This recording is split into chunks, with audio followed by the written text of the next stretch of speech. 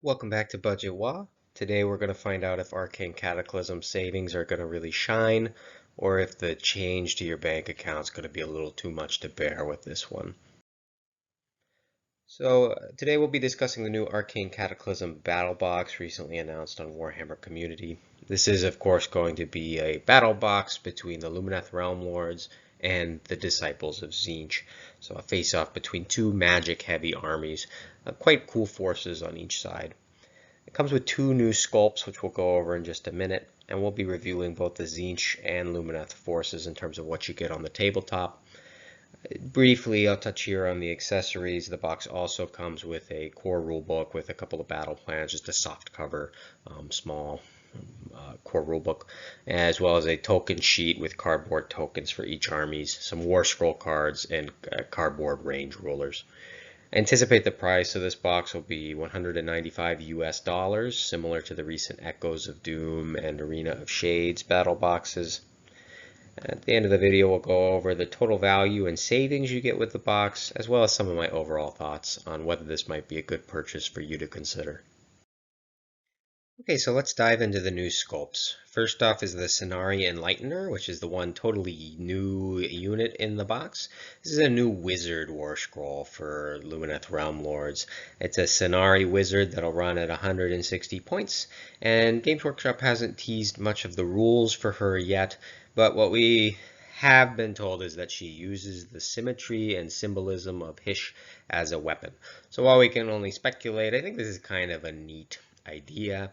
And I wonder if perhaps you'll have some sort of buff for your Shining Company if you're able to keep your units in a symmetrical formation maybe, or perhaps some sort of offensive option that has something to do with symmetry. I think they could get really creative with this, which is kind of fun. We'll see what she's able to do on the table. What we do know is that she'll be a Cenari hero joining the Cathalar, the Caligrave, and the Lore Seeker. Cenari are the wizard counterparts to the Venari warriors on Lumineth. They get some bonuses under the Alumnia Nation. And Cenari wizards have some cool abilities currently, including the ability to contemplate, where they essentially meditate for a turn, and then on your next turn you can auto cast a spell with a roll of a 9 that can't be modified. And they have some pretty powerful artifacts currently, including one that gives them an extra cast, one that gives them 3 extra attacks if you want to make them more fighty. So, and then one that heals nearby slain models on a 6 after they die. So pretty powerful stuff. Cool to see, and also nice that it's a Cenari hero to tie in with the Venari troops options that you get in the box, which we'll talk about in a minute. As for the sculpt itself, it's not my favorite, to be honest. I think it suffers a little bit from derpy GW face syndrome. This may just be the paint job. Personally, if I were to build this, I think I would build it with the helmet. I think the helmet looks quite nice. Also, the proportions of the model, it's a little bit of an odd pose. I don't really love the Lumineth balancing on one tiny little bit toe, which both is fragile, but it also just looks kind of strange to me. She's doing a little bit of the Techless T pose or the twins. It's just not my favorite model that they've come out with, but always nice to see a new hero, new war scroll added to an army. Next, let's talk about the Curseling, the Eye of Tzeentch, if you will. Another new model. This time, though, this is an existing war scroll, but a new sculpt. This is a wizard, currently a 2-cast wizard, although that could be subject to change if the expected upcoming Tzeentch battle tome.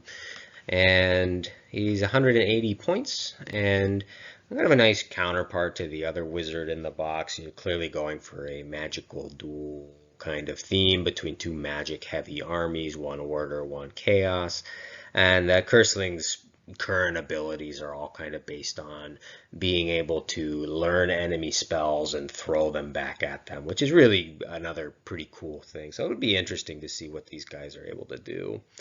Comparing it to the old resin sculpt, I've got to say I am not actually too crazy about the aesthetics of this new sculpt either.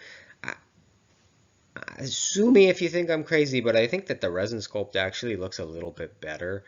for my tastes anyway. The new plastic sculpt obviously will be easier to work with and higher resolution, higher detail, but the resin sculpt just has a little bit more of that weird Tzeentch flavor that I like and would like to see more of.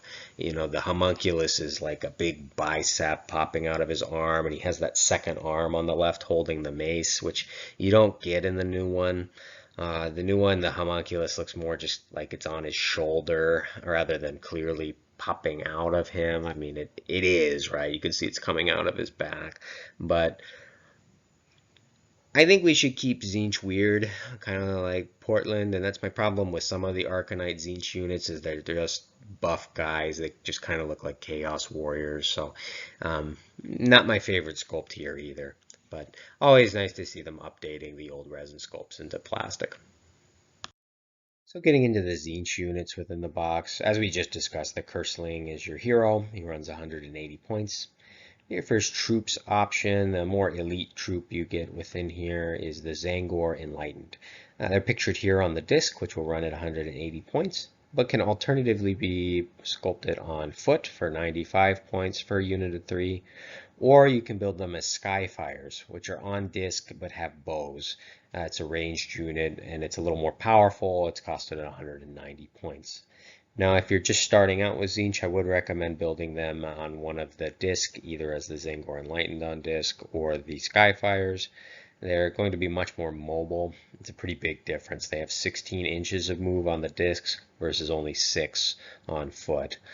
They also get some extra attacks from the disc itself, and for the Enlightened, they both get this reroll hit and wound mechanic if any enemies have fought before them nearby, and they punish any enemies that fail Battle Shock. They make more enemies run away. The Skyfires have a pretty powerful ranged attack. It's 24 inches, and if you get a 6, it automatically does D3 mortal wounds. Don't roll the wound roll. Your first battle line option you get are the Tzaangors. So Tzaangors are standard battle line for Tzeentch. In general, they get 3 attacks each at 4 Rend 0 and 1 for their 2 sword attacks, and a 4 is 5s, Rend 0 and 1 damage for their beak. And they get +1 to wound rolls if they're near any Arcanite heroes. So this is some nice synergy in the box because the Curseling is in fact an Arcanite hero, so he can buff them if he's nearby. And while they have shield bearers in the unit, they have a 6-up ward. Your next battle line unit included in the box is your Acolytes. They have an 18-inch ranged attack at 4s, 3s, Rend 0, damage 1. And they function as a wizard when they have 9 or more models in the unit. And when this is the case, the only spell they can cast is just a little self buff. It gives them Rend -1 to their ranged attack. They're not bad in a melee fight either. You actually get 2 units of 10 of these because a standard box or sprue contains 20 total Kyric Acolytes. Overall, this is a total of 775 to 785 points, assuming you build the Tzaangor Enlightened on one of the disc options, and it includes 3 full battle line units. When you take into account you can run 2 units of 10 Kyric Acolytes and a unit of Tzaangors. So technically, if you got a bunch of other Tzeentch stuff, this would cover your battle line requirements for up to a 2,000 point army. Now, you're likely going to want to reinforce things or possibly branch into horrors, but something to think about. This is a good base of battle line units for building into Tzeentch. Digging into the Lumineth side of the box, our hero, of course, is the Cenarian Lightener, as we already discussed. And your first troop option is the Venari Dawn Riders. Now, these are a cavalry unit. They run 140 points, and let's be honest, they are just one of the most beautiful, if not the most beautiful, cavalry sculpt in the game. I love these models. They're probably my favorite models in the entire Lumineth line, and possibly my favorite cavalry, although it is hard to compete with Savage Boar Boys, if we're being honest. But as far as what the Dawn Riders do, they have a 14-inch move, quite mobile, and they have 1 lance attack that can increase the number of attacks against chaff or low wound units, and they get +1 to wound and rend on the charge. You're going to want to be charging these into things, clearing out enemy battle line with these. Next, you get a unit of Venari Sentinels, the famous or infamous 30-inch no line of sight mortals on 6s. And then you can cast a spell buff on yourself to do mortals on 5s or 6s. That's pretty strong. And you're probably going to want these if you're playing Lumineth. Now, you might not want to run a ton of them because your opponent probably won't like you very much. But I also would put out a word of caution. I suspect they're going to be releasing a Lumineth Realm Lords Battle Tome soon, and I expect, since they didn't see any points changes in the recent pitched profiles, that these are likely going to be nerfed. So keep an eye out for that. Venari Blade Lords are your last troop option in the box. They're pretty cool. They're 130 points, and they have the choice to either do a precision strike where they actually automatically hit and then have a 2 up to wound, -2 rend, 1 damage, or you can have them make a number of attacks equal to the number of units within 2 inches of each model for 3s, no rend, 1 damage. And they also have an ability where they ignore spell effects on a 4-up. And interestingly, of all of these are all wizards except for them. They're one of the few non-wizard units we get here. Interestingly, in the lore, the Venari Blade Lords are paired up with a Cenari Mage as a bodyguard retinue. Now, they currently don't have any bodyguard rules.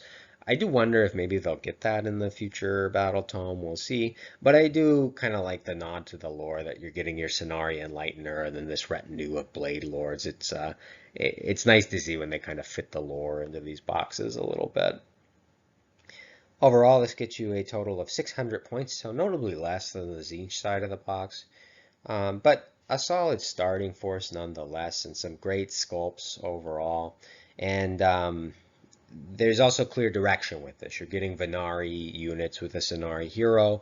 You, of course, are going to want to buy Venari Wardens next, because notably, none of the units in this box are battle line unless you have a unit of Venari Wardens. Once you buy a unit of Venari Wardens, one of your Dawn Riders can be battle line, or one of your Sentinels can be battle line for each unit of Wardens you run. If you buy a unit of Wardens, then you'll be at 745 points, and you can actually run this box plus a unit of Venari Wardens as a Vanguard starter army, which is nice. So let's go over the value of what you're getting in the box and the pricing. So prices here are all in US dollars. The Cenari Enlightener, I expect, will be priced around $33.50.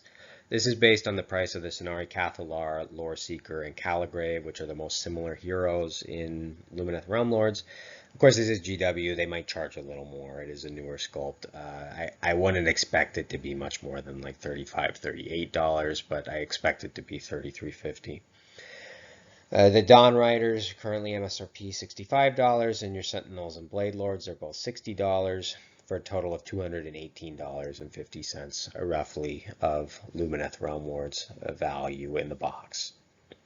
On the Tzeentch side, the Curseling, I am optimistically expecting to be priced at $33.50. This was the price they placed the new Rotbringer Sorcerer for Nurgle at that replaced the resin model, although that resin model was cheaper than the current pricing on the current Curseling.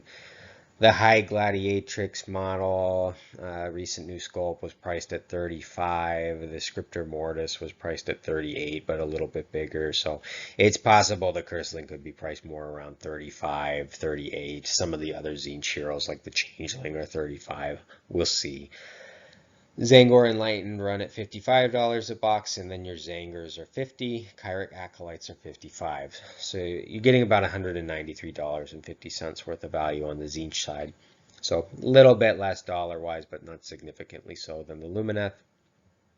Looking at the totals, I anticipate the box is going to run at $195 US dollars based on the recent Battlebox pricing this year.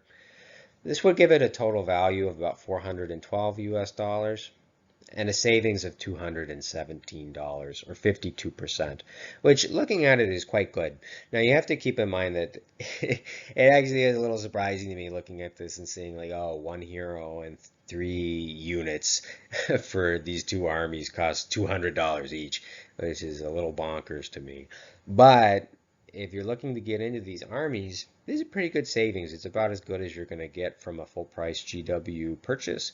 And it's actually better savings than most of the Vanguard boxes, which typically represent a savings of about 35%.